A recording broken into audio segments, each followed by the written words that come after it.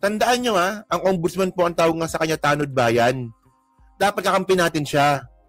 Pero ang nangyari po nun, naging tuta po siya ni Digong. Naging aso po siya ni Digong.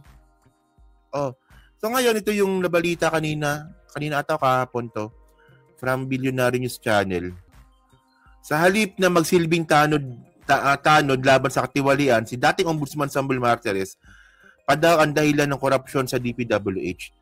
Alam nyo, ang nagtataka lang talaga ako, bakit lang nagpa-file ng kaso kay Martires? Dapat pa ba nagpa-file ng kaso po dyan para hindi po pamarisan Di ba tandaan nyo po yung ombudsman mga babayan, hindi po ina-appoint po yan. Hindi yan ina-appoint. Ano yan? Ina-applyan po yan. Tapos dumadaan pa po yan sa sangkatutak na committee para ka mabigyan ng pagkakataon para maging ombudsman. Tanod aso. Ayon sa source na kusang lumapit sa Billionaire News Channel, matagal na nilang nirereklamo ang bulsan ng kontrata ng mga kongresista pero hindi daw sila pinansin. Yan, di ba? So ito ngayon yung video. May video ata? May video na dito. So ito, panoorin natin to Tanod laban sa katiwalian.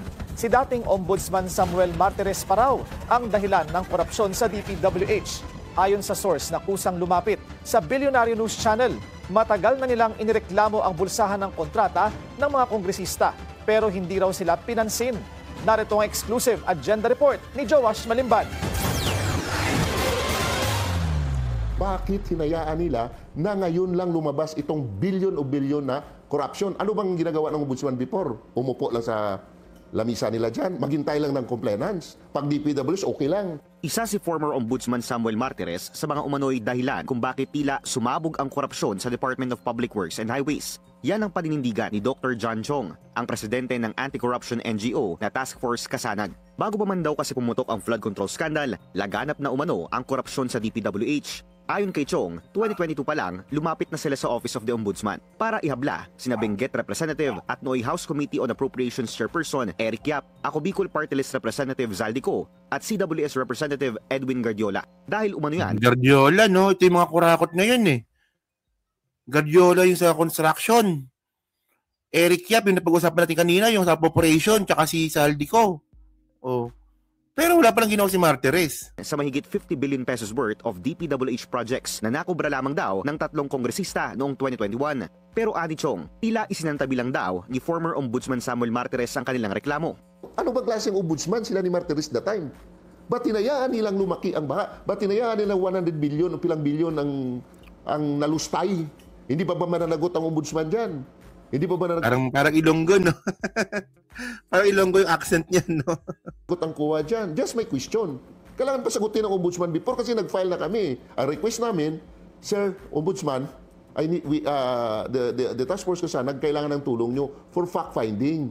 Mutuo proprio. Hindi naman kami investigador. Kung kami pupunta doon, baka nabaril pa kami ng mga kontraktor at congressman dyan Ayon sa isinumiteng liham ni Chong sa Ombudsman noong 2022, stockholder umano si Yap ng Earthyard Corporation. Isinasaad sa liham na importer at supplier daw ng unpatented o fake materials from China ang nasabing kumpanya base raw sa kanilang investigasyon at mga hawak na dokumento. Ayon pa sa liham, Earthyard ang supplier ng mga materyales at majority ng mga umano'y slope protection projects na napunta sa Fesco Incorporated. Ang kumpanyang ito, pagmamayari ng isang Robert Inson na ani Chong ay asawa ni Effie Vanessa Yap Inson na kapatid ni Congressman Yap at dati na ring tumakbo bilang 5th nominee ng ACT-CIS Party List noong 2022. Dagdag pa sa liham ni Chong noong 2022, majority umano ng budget para sa 2021 slope protection projects ay allocated kina Yap, Ko at Guardiola. Binibenta raw ng 3 kongresista ang mga kontrata sa mga kontraktor sa halagang 30%.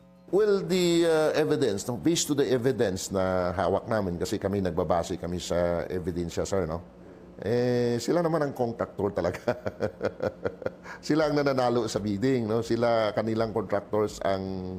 Kahit sabihin na natin na ibang contractor po na sa kanila, naka-line sa kanilang project, Sila talaga ang, kumbaga sa silang nag-insert niyan. Sila ang contractor. sila din ang supplier. Sinubukan ng Billionaire News Channel na kunin ang panig ng 3 kongresista pero wala pa silang sagot sa kasalukuyan. Sinubukan din naming humingi ng paglilinaw sa impormasyong inilahad ni Chong dahil sa pagsusuri ng BNC, 2022 lamang nagsimulang umupo si Guardiola sa Kamara bilang kinatawan ng CWS party list. Basta sa pagkakalam ko dyan, 2022, congressman na siya sa CWS. Idinunog din namin ito kay former Ombudsman Samuel Martires. Aniya, hindi umano siya aware sa reklamong isinumite ni Chong sa kanyang tanggapan noong Kasi di daw siya aware kasi tanga ka. Ganun lang yun. Tama talaga sa ombudsman. Tanga talaga dito, no? Tingnan mo yung mukha niya, no? Ni Martires, sarap sampalin, no? Sagot daw ni Martires, hindi ako aware dyan. Tanga ka nga. Ganun lang yun. Ombudsman ka, di mo alam. Tanga ka. Pero mga kababayan, no? Hindi niya alam yan. Pero ang ginawa nga po ni Martires, sino nyo to, Pero ang ginawa po ni Martires dati, ayan, no? Martires may be held liable if he ruled Villanueva case beyond reasonable time. Di ba? Pero yung kay Joel Villanueva, binalitad mo yung hatol. Di ba naalala nyo to, di ba? Si Joel Villanueva po, guilty na po yan. Nung kay Conchita Morales Carpio. No? Nung sa ombudsman na yon, guilty na po yan. So, anong hatol sa kanya ng ombudsman dati? Guilty. Hindi na pwedeng tumakbo bilang senador si Joel Villanueva. Perpetual disqualification. So, ang ginawa po ni Martires, yung gago, binaligtad niya po yung desisyon. At ang malapit dito, hindi niya pinablik. So, doon, ayun, hindi ka rin aware doon. Dami mong, dito, no? Kaya po nakapagnakaw pa si Joel Villanueva. Tingnan mo, ano nangyari kay Joel Villanueva? Nakapagnakaw pa. Kasi, nirotektahan po ito ni Martires. Imbis po na hindi na nga po dapat magiging senador, pinayagan pa ni Martires. Hindi daw siya aware doon sa reklamo ng flood control. Pero kay Joel Villanueva, aware na aware siya. Hindi lang yan. Kala nyo tapos na? Hindi pa, ito pa, 2020, then Ombudsman Samuel Martires revealed he had stopped of the Office of the Ombudsman lifestyle check since he was appointed by the former President Rodrigo Duterte in 2018. Hindi lang po yan. Pati po lifestyle check, tinigil din po ni Martires. For whatever reason, hindi ko rin po maintindihan ito. Natataka nga ako, tanod ba yan? Pero ang ginawa ni Martires, tinigil niya po yung lifestyle check ng mga politician natin, ng mga public servant natin. Anong klaseng yan? Anong klaseng tanod bayan yan? Hindi lang yan. Kala nyo tapos na. Hindi lang yan. Alam mo na ito mga to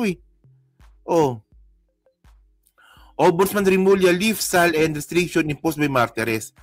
Hindi pa natapos doon yung ginawa ni Martires, mga kababayan. Ang ginawa pa ni Martires, yung pagbibigay nga po ng SAL and ng mga senador, na presidente, pati vice presidente, mga congressman, pinatigil niya rin po.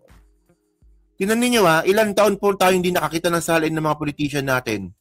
Ilang taon? 5 taon, di ba? Kasalanan po yan ni Martires. Sa mga Duterte, mga kababayan, from 2017, so 8 years. Lahat po yan, kasalanan ni Martires. Kaya ako nagtataka ako mga ka-streetwise, no? Sa dami pang ginawang katarantaduan ni Martires, bakit wala man na nag-file ng case? Na dapat ba nag-file ng kaso dito? Dapat kinakasuhan to? Dapat pinapakulong po ito? Sobrang neglect of duty po itong ginawa niya. So, ewan ko lang. Pero ito, isa na naman itong bagong issue kay Martires. May nagsumbong na pala sa kanya na magnanakaw sila sa Aldico tsaka si Eric Yap. Wala daw ginawa. Di daw siya aware. Diba? Ako ba? So, yun mga kababayan. So, kayo po, masasabi nyo nga po dito, sa kapabayaan nga po ni Samuel Martires. Diba? So kayo ba naniniwala ba na dapat nang ipakulong ito? Dapat ba makasuhan ito? Actually, dapat nga sobrang deserve niya po talaga eh, no? Di ba? So yan, no? So pa-comment lang po sa baba at binabasa ko po lahat yan. At syempre, dyan po sa Team Replay, di ba? Pa-like, pa-subscribe, di makalabisan, pa-share din po ng video po na ito, no? Okay?